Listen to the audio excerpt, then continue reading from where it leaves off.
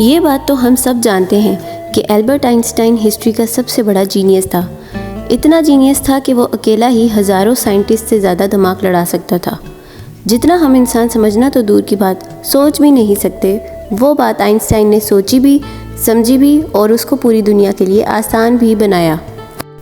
Albert Einstein एक physicist थे जिन्होंने थ्योरी ऑफ रिलेटिविटी E=mc² और फोटो इलेक्ट्रिक इफ़ेक्ट के लॉज बनाकर पूरी दुनिया को हैरान और परेशान छोड़ दिया था और इसकी वजह से ही उनको नोबेल प्राइज़ से भी नवाजा गया। इनकी एक्स्ट्रा ऑर्डिनरी सोचने और समझने की सलाहियत देखकर लोग समझते थे कि आइंस्टाइन के पास एक स्पेशल ब्रेन है जो हम आम इंसानों से काफ़ी ज़्यादा मुख्तलिफ है। इस बात का आइंस्टाइन को भी अंदाज़ा था। इसी वजह से वो नहीं चाहते थे कि इनके मरने के बाद इनकी बॉडी के किसी भी हिस्से पर रिसर्च की जाए, बल्कि उन्होंने तो ये भी इंस्ट्रक्शन दे रखी थी कि मरने के बाद इनकी बॉडी को जलाकर राख कर दिया जाए। लेकिन फिर वही हुआ जिसका आइंस्टाइन को डर था। 18 अप्रैल 1995 को प्रिंसटन हॉस्पिटल में जब आइंस्टाइन का इंतकाल हुआ तो ऑटोप्सी के लिए यानी मौत की वजह जानने के लिए जो डॉक्टर इनके पास आया उसने चुपके से आइंस्टाइन का ब्रेन निकाल लिया, क्योंकि उसको ये जानने की क्यूरियोसिटी थी कि दुनिया के सबसे बड़े जीनियस के ब्रेन में आखिर ऐसा है क्या। नाजरीन, आइंस्टाइन का ब्रेन चुराने वाले डॉक्टर थॉमस हार्वी थे, जिनको अपने साथ होने वाले अंजाम से ज़्यादा इस स्पेशल ब्रेन को स्टडी करने में दिलचस्पी थी। कुछ दिनों के बाद जब प्रिंसटन हॉस्पिटल को डॉक्टर हार्वी की इस हरकत का पता चला तो डॉक्टर हार्वी को अपनी जॉब से हाथ धोना पड़ा। लेकिन डॉक्टर हार्वी आइंस्टाइन के बेटे हंस अल्बर्ट से जैसे तैसे करके ये परमिशन लेने में कामयाब हो गए कि वो इसके बाप के स्पेशल ब्रेन से पर्दा उठाकर उसको दुनिया के सामने लाना चाहते हैं। उस दिन के बाद से शुरू हुआ इस ब्रेन का लंबा तरीन सफ़र। डॉक्टर हार्वी एक पैथोलॉजिस्ट थे जो सिर्फ पोस्टमार्टम करना जानते थे। ये इनका सिर्फ ख्याल था कि वो इतने बड़े जीनियस के ब्रेन पर रिसर्च कर पाएंगे। अब कंडीशन ये थी कि डॉक्टर हार्वी प्रिंसटन हॉस्पिटल की जॉब से भी हाथ धो बैठे थे और वो अपने पैथोलॉजिस्ट का ओहदा भी खो बैठे थे। आइंस्टाइन का ब्रेन जो पहले ही डॉक्टर हार्वी प्रिजर्व कर चुके थे वो उसको लेकर पेंसिल्वेनिया के शहर फिलाडेल्फिया ले गए, जहां उन्होंने ब्रेन की कई फ़ोटोज़ ली और उसको 240 छोटे छोटे पीसेस में काट कर हर पीस को अलग अलग जार में प्रिजर्व करके अपनी बेसमेंट में छुपा दिया। इसी मसले को लेकर डॉक्टर हार्वी का अपनी बीवी के साथ कई बार झगड़ा होता रहता था, क्योंकि इनकी बीवी अक्सर ये धमकी देती रहती थी कि वो इस ब्रेन को उठाकर कहीं फेंक देगी। एक दिन झगड़ा इतना बढ़ गया कि दोनों मियाँ बीवी को डाइवोर्स लेकर अलग होना पड़ा और डॉक्टर हार्वी कैंसस के शहर विचिटा चले गए, जहाँ वो एक बायोलॉजिकल टेस्टिंग लैब में एक मेडिकल सुपरवाइज़र की नौकरी करने लगे और यहाँ वो अपने फारिग टाइम में एल्बर्ट आइंस्टाइन के ब्रेन पर खूब स्टडी करने की कोशिश करते थे। इसके बाद कई बार वो अलग अलग जॉब छोड़कर मुख्तलिफ शहरों में ये ब्रेन लेकर घूमते रहे। कई साल गुजर चुके थे, लेकिन डॉक्टर हार्वी आइंस्टाइन के ब्रेन पर कुछ खास रिसर्च ना कर सके। उल्टा उनका अपना मेडिकल लाइसेंस ही कैंसिल कर दिया गया। अब तो नौबत यहाँ तक आ गई कि उन्होंने एक प्लास्टिक की फैक्ट्री में काम करना शुरू कर दिया। तब ही उन्होंने पहली बार एक अच्छा फैसला किया कि इनके ब्रेन के अलग अलग हिस्सों को दुनिया भर के बेस्ट न्यूरोपैथोलॉजिस्ट के पास डिटेल्ड रिसर्च के लिए भेजेंगे। लिहाजा उन्होंने ऐसा ही किया। 1955 में ब्रेन चोरी होने के 30 साल बाद यानी 1985 में आइंस्टाइन के ब्रेन पर एक स्टडी पब्लिश की गई। इसके बाद अगले 28 सालों तक इस जीनियस ब्रेन पर दुनिया भर के न्यूरोपैथोलॉजिस्ट ने कई स्टडीज़ पब्लिश की, जिनमें बताया गया कि आइंस्टाइन का ब्रेन आम इंसानों के ब्रेन से काफ़ी डिफरेंट था। सबसे बड़ा डिफरेंस ब्रेन के कॉर्पस कैलोज़म नामी हिस्से में पाया गया। अब यहाँ ये जानना ज़रूरी है कि इंसानी ब्रेन दो अलग अलग हिस्सों में डिवाइडेड होता है।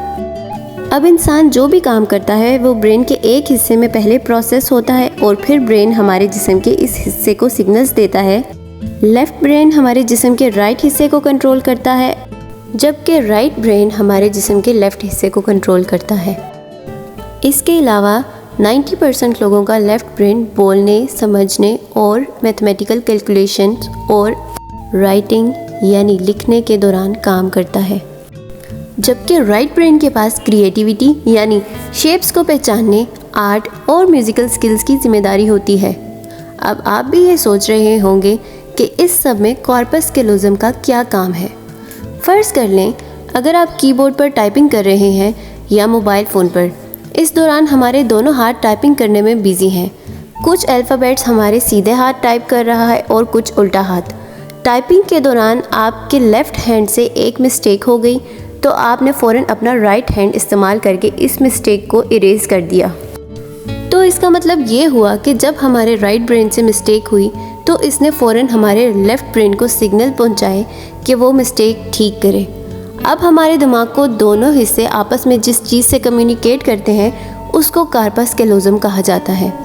आइंस्टाइन का कार्पस कैलोज़म आम इंसानों के मुकाबले कुछ ज़्यादा ही बड़ा था, यानी इनका लेफ़्ट और राइट ब्रेन का आपस में बहुत स्ट्रॉन्ग कनेक्शन था, जिसकी वजह से आइंस्टाइन एक ही वक्त में काफ़ी सारे कॉम्प्लेक्स प्रॉब्लम्स और सिचुएशंस को इमेजिन कर सकते थे। कार्पस कैलोज़म के बड़े होने के अलावा आइंस्टाइन के ब्रेन का पैटर्न भी आम इंसानों से काफ़ी ज़्यादा मुख्तलिफ था और रिसर्चर्स का मानना है कि इसी वजह से आइंस्टाइन के ब्रेन में न्यूरॉन्स का फ़्लो भी काफ़ी बेहतर था। न्यूरॉन्स के अच्छे फ्लो होने का मतलब है कि उनकी मैथमेटिकल प्रॉब्लम्स को सॉल्व करने की पावर काफ़ी ज़्यादा स्ट्रॉन्ग थी। Albert Einstein complex mathematical problems को बग़ैर पेन और पेपर के सॉल्व करने की काबिलियत रखते थे। न्यूरॉन्स ज़्यादा होने की एक और वजह ये भी रिसर्च पेपर में बताई गई कि जब आइंस्टाइन के ब्रेन का वज़न किया गया तो इसका वज़न 1230 ग्राम था, जबकि आम इंसान के दिमाग का वज़न 1400 ग्राम होता है। रिसर्चर्स का मानना है कि इनके दिमाग की लाइनिंग काफ़ी बारीक थी, जिसकी वजह से इनमें ज़्यादा न्यूरॉन्स पाए जाते थे। लेकिन सबसे बड़ा सवाल अभी भी वही था, क्या आइंस्टाइन ऐसे स्पेशल ब्रेन के साथ पैदा हुए थे या इनके पैदा होने के बाद इसमें चेंजेस आई? जांच के बाद मालूम पड़ा कि एल्बर्ट आइंस्टाइन जब पैदा हुए थे तो वो पूरे 5 सालों तक बोल नहीं सकते थे, जबकि दूसरे बच्चे 2 या 3 साल की उम्र में बोलना शुरू करते हैं। जब उन्होंने बोलना शुरू भी किया तो वो ज़्यादातर बोलना पसंद नहीं करते थे, बल्कि अपनी सोचों में ही गुम रहते थे।